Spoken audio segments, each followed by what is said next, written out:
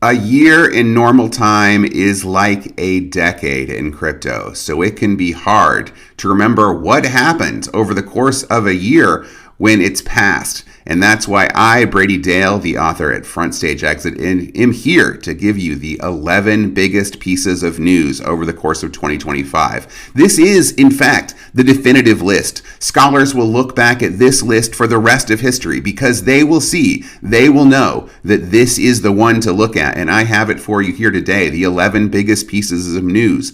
Number 11 was the rise of the new non-Bitcoin spot ETFs, the Solanas, the Dogecoins, the HBARs, the XRPs. These are the ETFs of those other cryptocurrencies. Some call them shitcoins. I never would, but that is what some people would say. The truth is that these new ETFs show that the TradFi and CryptoFi worlds are merged for good. However, the inflows to these things weren't notable enough to put them any higher on the list than the last spot.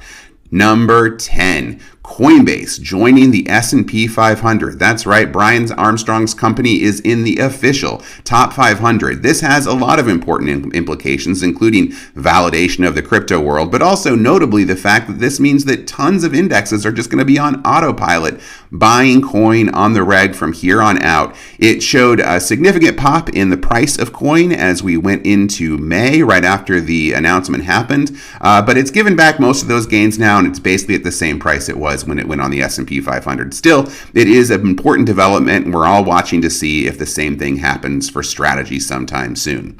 Number 9, billions in acquisitions. This brings us back to Coinbase, which bought Deribit for $2.9 billion. Kraken, the rival exchange, bought a very similar company, NinjaTrader, for I think $1.3 billion. Ripple dropped billions all over the place as it tends to buy its way to a business model. Folks, it might be magic space money, but we learned this year that it spends for real. Number 8, the return of meme coins. Many of us thought that after Donald Trump and Melania launched their ridiculous Trump and Melania meme coins early in the year, that was the market top, the cycle top for this sector, but it continued to power on even through the ridiculousness of the Libra disaster in Argentina. The high moment of the year, for those who know, is the fact that Pump.Fund, the original meme coin platform, raised $600 million in 12 minutes, bringing back the whole ICO trend. That is a lot of money to keep this sector going. Watch for them to try to compete with companies like Snapchat and Twitch and other sorts of live streaming platforms. Number 7, the continued surge of prediction markets. Did you know that at this point in the year, the volume on prediction markets are as big as they were at the height of the election last year? This market is only growing. People are finding that they like gambling and betting in just this way, and the markets are finding that there's real information there. So watch for prediction markets to only get bigger, and also watch for a fight between the states and prediction markets and companies like Kalshi and Polymarket over the fact that they seem to be routing around state-level rules on sports betting. Number 6, my most controversial pick is the fact that the Trump administration and its embrace of crypto is only the 6th biggest piece of news of the year, and that's because the Trump administration has, to a certain extent, under-delivered.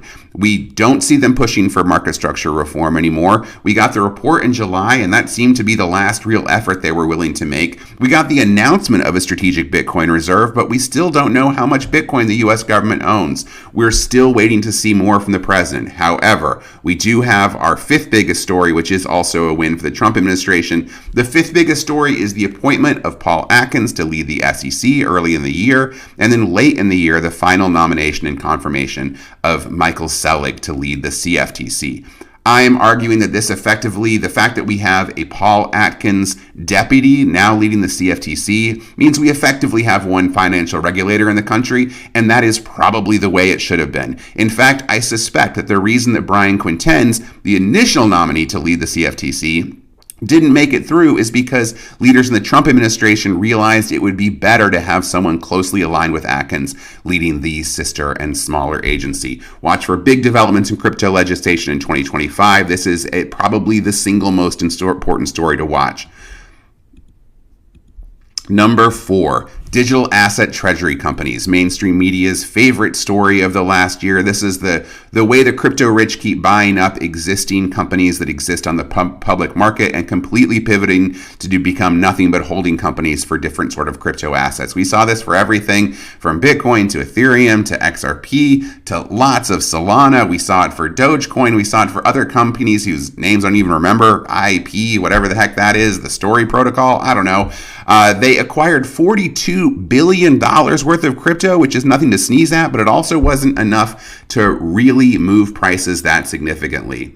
If you were in the crypto market, you know that the much bigger story in terms of money moved and money spent is hyperliquid and the ascendance of perpetual futures, especially in the on-chain market.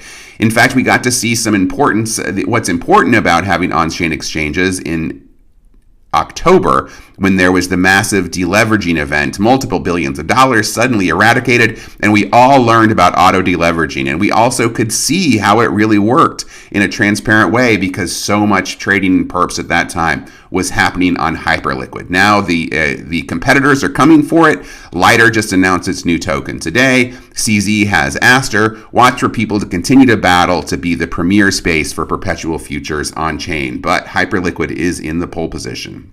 Number 2, the biggest policy news of the year was clearly the passage of the Genius Act.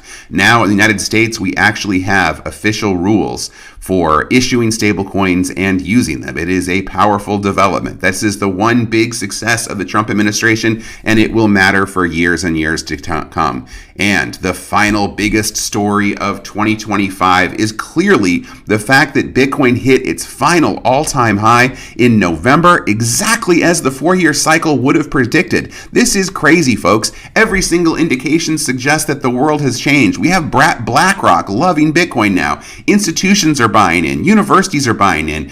Pensions are buying in. It is not a purely speculatively driven market anymore, and yet somehow Bitcoin is still responding to that age-old rule that it will hit an all-time high in roughly 2 years out from its prior nadir following the prior all-time high. The 4-year cycle is still persisting, and the only way I can explain that is that, in fact, Bitcoin is some kind of new god that has entered into our world, and our will is not our own. I'm not spooked. You're spooked.